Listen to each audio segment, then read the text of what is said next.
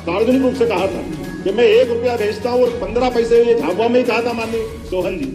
और झाबुआ से हमने उस बात को ध्यान दिया है कि आज डीबीटी के माध्यम से पूरा का पूरा आने पर सुविधा जो हितग्राही है उन तक वो पैसा पहुंचता है, 100% जो पैसा पहुंचता है, ये इस बात का जवाब है। का इतिहास है माननीय अध्यक्ष महोदय कि पंडित जवाहरलाल नेहरू जी ने स्वयं को अनुशंसित करा करके उनके जीते जी भारत रत्न दिलवा लिया। ये भारत रत्न का इतिहास है। इंदिरा गांधी जी ने 1971 में स्वयं को अनुशंसित करा लिया। ये यशस्वी प्रधानमंत्री है जो ढूंढ करके योग्य लोगों को भारत रत्न दे रहे हैं। मैं तो धन्यवाद देना चाहता हूं कि ये इतनी उदार मना भाव से वास्तव में भारत रत्न होता ही इसलिए है, क्या इस दल का क्या उस दल का, जिसने भी योगदान दिया, सबको साथ सबका विकास जो बात कही गई है वो सार्थक करके दिखाने वाली है। अभी हमने इस भाव को साथ लिया था कि भी अभी सिकरवार जी, मिश्रा जी, अभय जी, माफ कर, अभी मेरे विषय से भटकना नहीं चाहता हूं।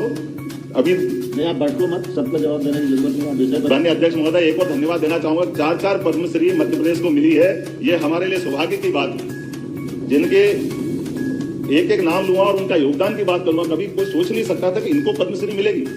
Doctor Bhagwatilal Rajpurohit head of the department रहे हिस्ट्री के 20 साल पहले, काफी किताबें लिखी, बहुत रिसर्च, लेकिन 20 साल बाद उनको जब विक्रमादित्य शोधपीठ के माध्यम से काम करने को मौका दिया तो एक 2000 साल पुराना एक अलिखित इतिहास को तथ्यात्मक रूप से सामने लाके, क्या साहित्यिक, क्या पुरातात्विक, सारे प्रमाण जुटा करके एक अत्यंत साधारण से दिखने वाले व्यक्तित्व ने इतना बड़ा असाधारण काम किया है कि पूरे देश में मिसाल बनेगा विक्रमादित्य का आधार ये डॉक्टर राजपुरोहित जी के कारण समझाना। रिटायरमेंट के बाद कोई व्यक्ति कितना बड़ा काम कर सकता है ये डॉक्टर राजपुरोहित जी बता सकते। अन्यथा रिटायरमेंट के बाद मानते लोग कि अपना समय पूरा हुआ, लेकिन ये डॉक्टर राजपुरोहित जी को तो मुझे लगता है कि प्रदेश स्तर पे भी हमको अलग से सम्मान देने की जरूरत है। इतना बड़ा योगदान उन्होंने दिया। इनके बराबरी से माछ की परंपरा, राजा विक्रमादित्य और भर्तरी का माछ, अलग अलग प्रकार के माछ, पुरानी नाट्य विधा अद्भुत है। माछ के माध्यम से हमारा पुरुषार्थ जगाना, पौरुष जगाना, गर्व और गौरव देने का मौका, और हमारी प्राचीन अपनी संस्कृति को जिंदा रखने के लिए माछ परंपरा के श्री ओम प्रकाश शर्मा जी 80 साल की उम्र में वो आज भी जुड़े हैं। एक पद्मश्री उनको मिला, मैं उनको भी बधाई देना चाहता हूँ और माननीय प्रधानमंत्री का आभार मानना चाहता हूँ। श्री सत्येंद्र सिंह लोहिया आपके ही चंबल अंचल से आते हैं, भिंड के, दिव्यांग है लेकिन हौसला हिमालय से ऊंचा। ऐसे सत्येंद्र लोहिया जी को दिव्यांग होने के बावजूद भी जिस प्रकार से पुरस्कार मिले, उनको पद्मश्री दी गई, मैं उनको भी बधाई देना चाहूंगा। कालूराम बामनिया जी लोकगीत के बहुत अच्छे गायक और ऐसे अपने चुपचाप काम करने वाले कि उनको ढूंढना पड़ा कि वो कहाँ के हैं। कालूराम देवास बहुत अच्छे गायक, उनको पद्मश्री दी मैं यशोगान करना चाहता हूं और बधाई देना चाहता हूं यशस्वी प्रधानमंत्री को कि आज के समय में पुराना जमाना गया जब पद्मश्री कैसे दी जाती, लेकिन अब जो सुयोग्य लोगों को दी जाती है। वास्तव में हम सब ऐसे लोकतंत्र में इसी प्रकार के दौर की आवश्यकता। मैं भारत सरकार के मामले में कई बार अपने मित्रों ने कहा कि माननीय प्रधानमंत्री जी को इतनी बार क्यों बताते हो, क्यों बोलते हो, उनकी बात क्यों रखते हो? अरे इसीलिए रखते हैं कि प्रधानमंत्री ने वर्तमान के दौर में जिस प्रकार से शासन व्यवस्थाओं के सूत्र संचालन किए हैं, वो आदर्श उदाहरण हमारे सबके सामने बना है। वो हमारे लिए गर्व का, हमारे लिए नहीं, दुनिया के सबसे बड़े लोकतंत्र के सबसे बड़े पद को गौरवान्वित करने वाला जो व्यक्तित्व उनका निकल के आया, जिससे पूरा देश दुनिया में अलग ढंग से देखा जाने लगा है। हम इसलिए उनको याद करते हैं, जिनके समय हम देखें अगर 21वीं शताब्दी में पूरी दुनिया 2 धारा में जा रही है और ऐसे में एक धारा एक अलग प्रकार से जा रही है जिसमें विभिन्न प्रकार की चुनौतियां हैं। जहां कोविड की चुनौती हो सकती है, दोनों देशों के बीच चलने वाले अलग अलग प्रकार के युद्धों की स्थिति हो सकती है जो सामने दिखाई दे रही है, और दुनिया डर रही है कि पता नहीं युद्धों के बाद ये जो क्रम जारी हो रहा है ये आगे कहां जाके टिकेगा।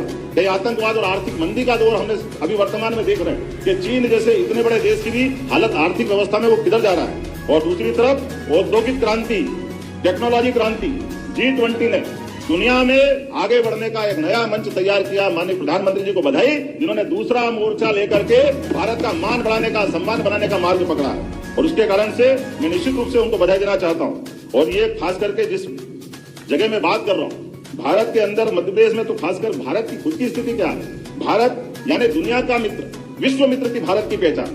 भारत यानी वसुधैव कुटुंबकम की बात करने वाला, भारत मतलब सबका साथ सबका विकास की बात करने वाला।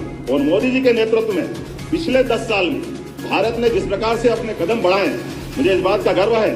भारत के विकास ने सोने की चिड़िया बनने की तरफ अपने कदम बढ़ाए हैं, यह हमारा सबका सौभाग्य है। हजारों साल से भारत की जो पहचान थी, भारत उस रूप में स्थापित होता आया है। और मुझे इस बात की और खुशी है कि हमारी विरासत, हमको विश्व गुरु की तरफ निश्चित रूप से बुला रही है।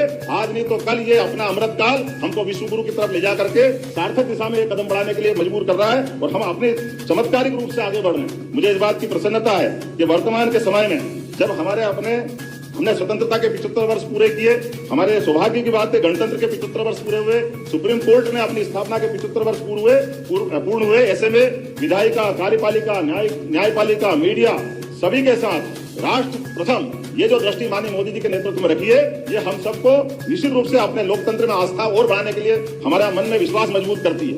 हर भाषा के पर्याय हो सकते हैं, लेकिन मोदी जी का कोई पर्याय नहीं। अटक से कटक तक लोकतंत्र को गौरवान्वित करने वाला एकमात्र शख्स कोई भी पार्टी का नेता हो, कोई भी पार्टी का व्यक्तित्व हो, मोदी जी के बराबर आज कोई नहीं है। मुझे गर्व है कि हाँ, हमारे यशस्वी प्रधानमंत्री के नेतृत्व में भारत उन्नति करते हुए लोकतंत्र को मजबूत कर रहा है।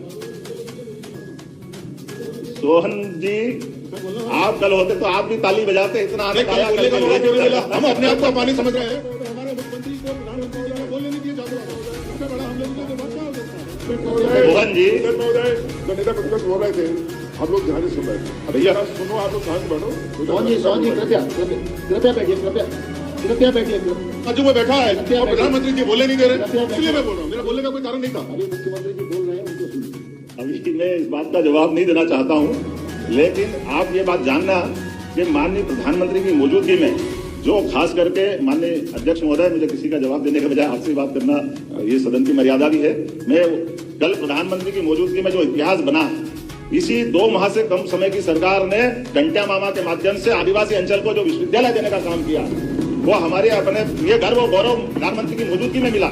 मैंने छोटा सा निवेदन किया था कि माननीय प्रधानमंत्री। तो किसान साथियों, जैसे कि आपने सुना, आज पार्लियामेंट में डॉक्टर मोहन यादव जी जो मध्य प्रदेश के मुख्यमंत्री हैं, उनका कहना ये है हर एक योजना के तहत सभी किसान भाइयों को सारा का सारा जो लाभ है वो दिया जाएगा। ये बहुत बड़ी जानकारी, बड़ी अपडेट, बड़ी गुड न्यूज़ निकल कर आ रही है। किसान साथियों, हाल ही के दिनों में अभी कुछ दिन पूर्व किसान साथियों सभी मुख्यमंत्री लाडली बहनों के खाते में जो पैसा है वो ट्रांसफ़र कर दिया गया है। और आने वाले समय की अगर बात करें तो आने वाले समय में बहुत ही जल्द मुख्यमंत्री किसान कल्याण योजना को लेकर जो 2000 रुपए की किस्त है 8वीं किस्त के रूप में सभी किसान भाइयों के खाते में लगभग 32 लाख किसान भाइयों के खाते में पैसा ट्रांसफर किया जाएगा।